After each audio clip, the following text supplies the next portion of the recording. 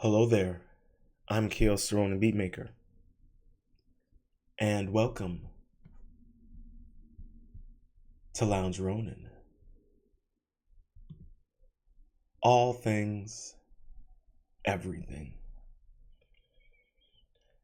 And before we get into it, if you are new to the channel, please make sure to hit that like button, subscribe, and ring that notification bell. And leave a comment with your thoughts below. And on this episode, we're going to discuss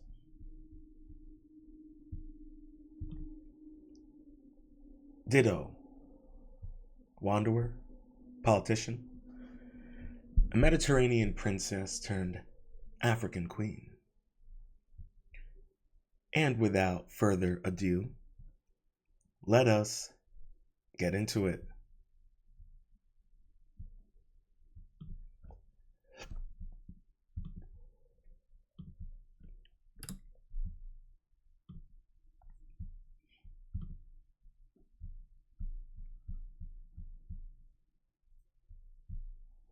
Alrighty, now this article was updated March 17th, 2019. Dido of Carthage, a Mediterranean princess turned African queen. Dido, known also as Alyssa in some sources, is a legendary queen who is credited with the founding of Carthage. The legend of Queen Dido is found in Greek and Roman sources, the best known of which being Virgil's Aeneid. The legend in this epic poem takes the form of a tragedy in which the queen commits suicide after her lover, Aeneas, leaves for the Italian peninsula. The name Dido is said to mean wanderer, which is appropriate considering the story of how she arrived in Carthage. According to legend, Dido was a princess of Tyre and a Phoenician city-state in the present-day Lebanon. According to Virgil, Dido's father was Belus and her brother was Pygmalion. While she was still living in Tyre, Dido was married to a man named Sychius. Now, I apologize if I do not get some of these pronunciations correct.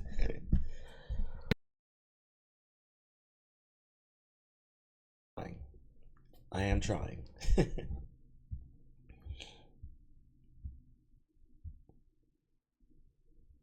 Dido flees her homeland.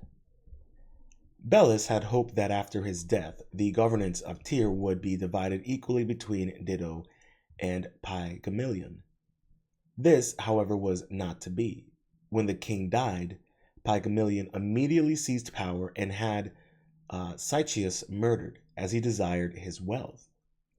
The ghost of Sychius appeared in Dido in a dream, told her the truth about his death, the hidden location of his wealth, and issued a warning to flee from Tyre, as Pygmalion would surely kill her next.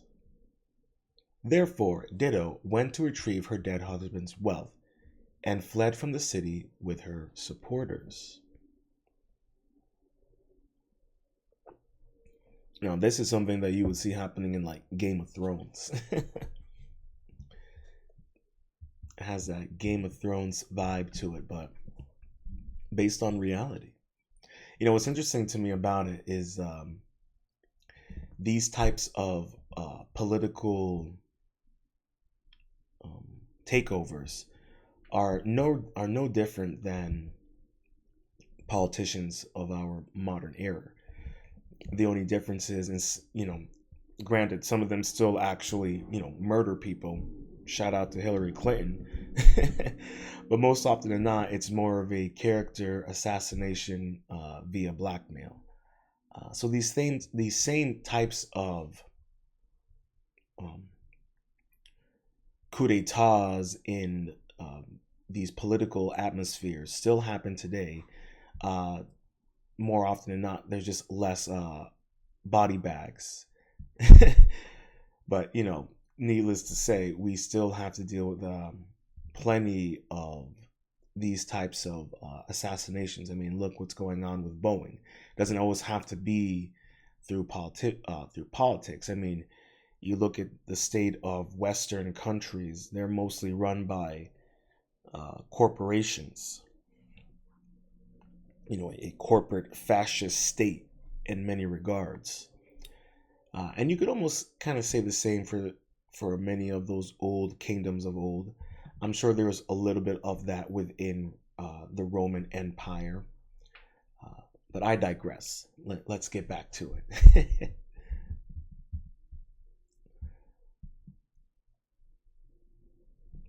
Having fled from Tyre, Dido and her band of followers sailed across the Mediterranean and arrived on the coast of North Africa.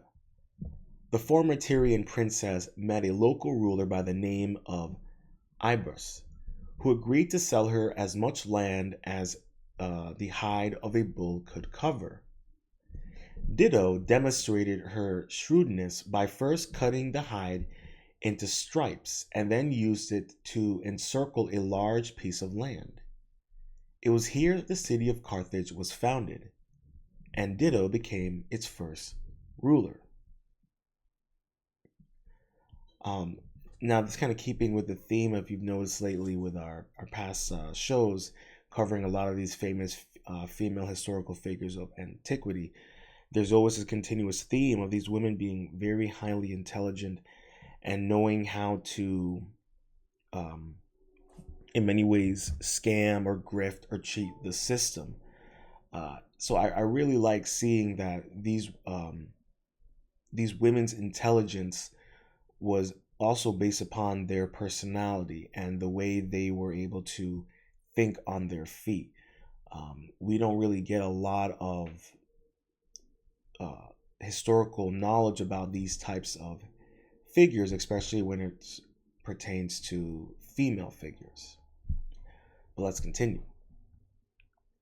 Here we have an illustration of Queen Dido building Carthage and the rise of the Carthaginian Empire.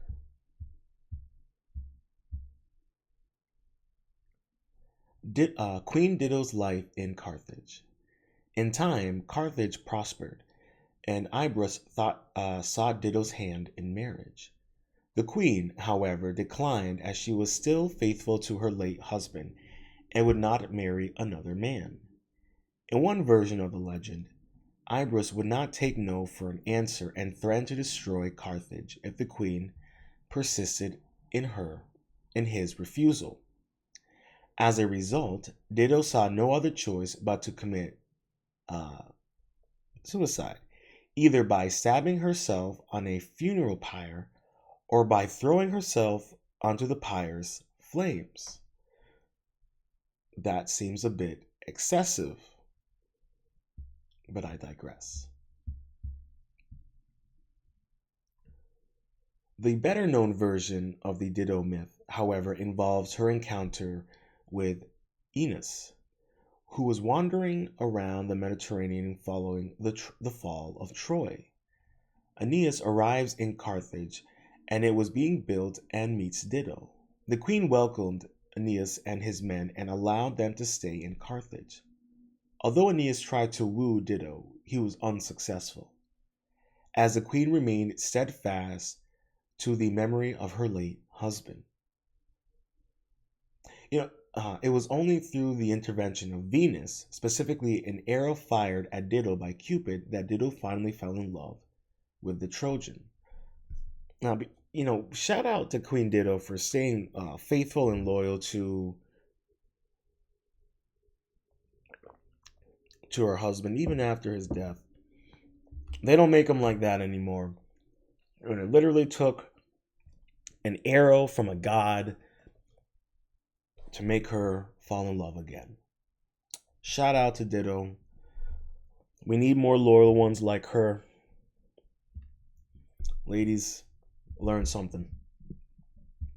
Men, earn it. I continue. Here we have an illustration of Queen Dido and Aeneas An ancient Roman fresco. Not sure what that means. Apologize. Let's continue.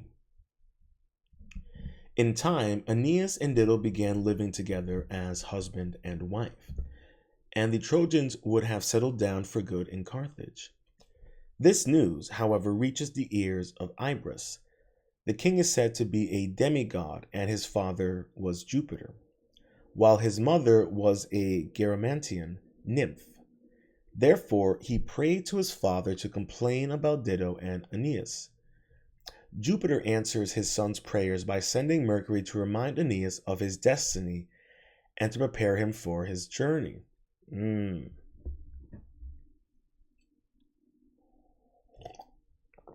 Excuse me. Never let a woman get in the way of your destiny.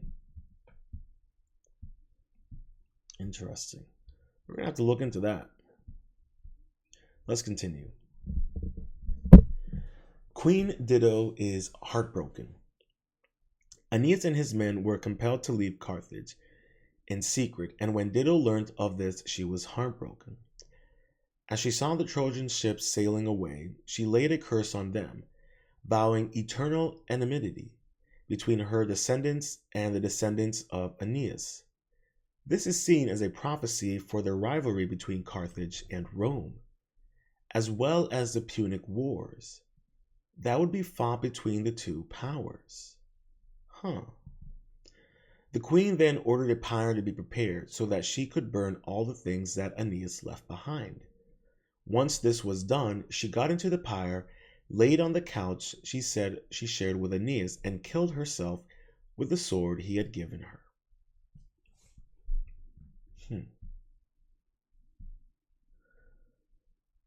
Here we have an image of the decline of the Carthaginian Empire after Queen Dido's death.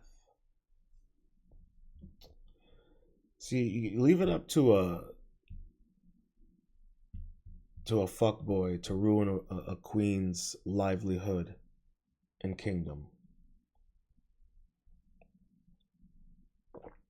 Even back in the old days, they had fuckboys. This is ridiculous. Let's continue. The story of Dido has captivated many generations. Her story has been represented not only by writers and poets of the classical period, but also by artists from such later periods. As an example, many operas have been inspired by her story, and she is often portrayed in artworks. On the other hand, she is placed by Dante in his Divine Comedy in the second circle of hell, which is reserved for those consumed by lust during their lifetimes. Oh, so now you're calling her a 304? Look at this. Look at this. What is this? Dante, you an incel? And there you have it. The myth and legend of Queen Dido.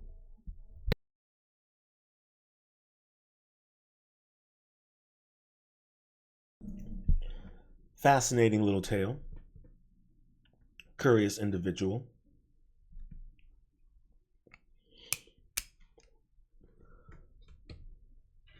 It's funny, how love can build an empire and destroy it all at the exact same time.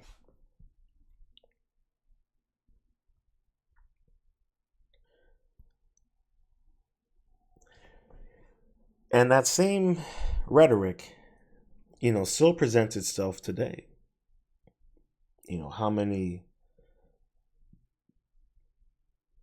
world leaders have jeopardized themselves or their legacy or their policies because of some coochie or some pee-pee.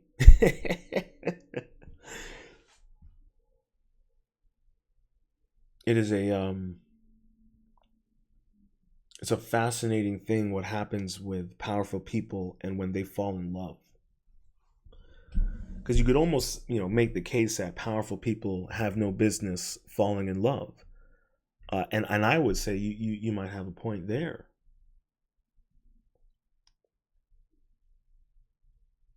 But this is what's interesting about these stories of, whether of myth and legend or of historical documentation, of these incredible, powerful individuals, and how all it takes is for them to fall in love for the whole thing to collapse. And sometimes it's not even a genuine love. I mean, in the case of Dido, this woman, pretty much, exited stage left, all because some dude, pumped and dumped her and sailed off. Now, I'm speculating that this is because he ends up aiding in the creation of Rome. I don't know. I'm not sure about that. That's what it kind of alluded to, in my opinion. But regardless, um, these stories of powerful individuals and their succumbing to love is a very cautionary tale that I think many of us should listen to. Because even for average cats like ourselves, who aren't you know political leaders, or heads of oligarchs and states, we have to also keep in mind how love can compromise um, our ability to see clearly, our ability to maintain our morals and creeds.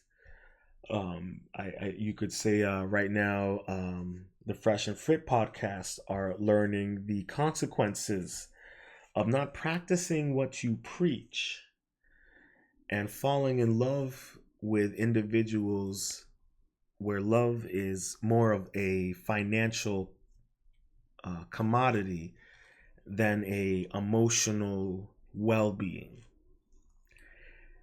And that is something that we can see in many of these stories of old and many of these stories of our age.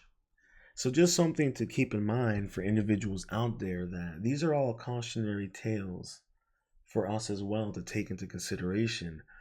That no matter how powerful you can be, love can always undo all of it.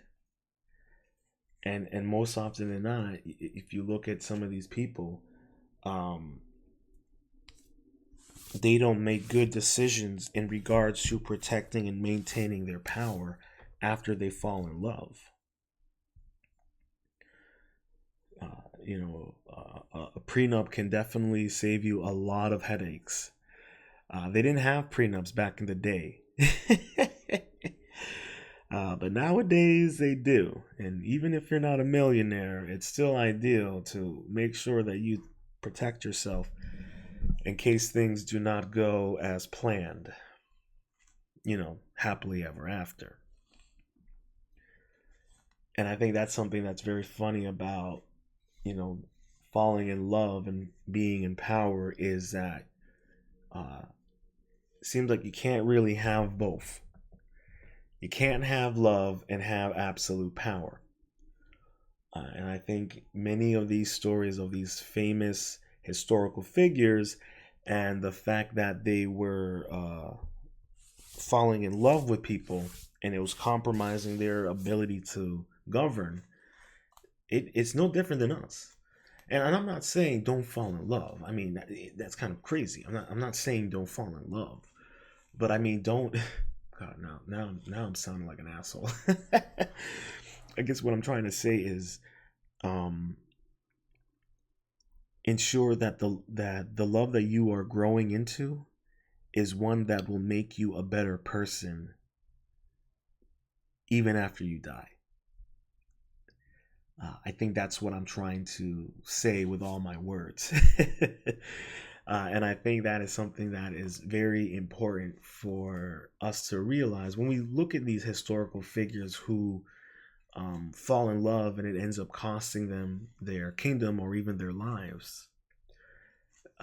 What is the um, where did the love compromise their ability to lead? And I think that's something that you look at right now with these billionaires. They tend to love unconditionally without any guise of forethought or hindsight. But I mean, that's just something that, my perspective personally, as I'm saying, these are all my personal perspectives and just what I'm feeling. But these stories of powerful individuals in love is just a cautionary tale to keep in mind as you grow and move forward as an individual. And if you are someone who is interested in learning about these historical figures and how it can help guide you towards being the best version of yourself. I hope you enjoyed this episode of Lounge Ronin. All things, everything. If you've made it this far and you've enjoyed what you've heard, please make sure to hit that like button, subscribe, and ring that notification bell.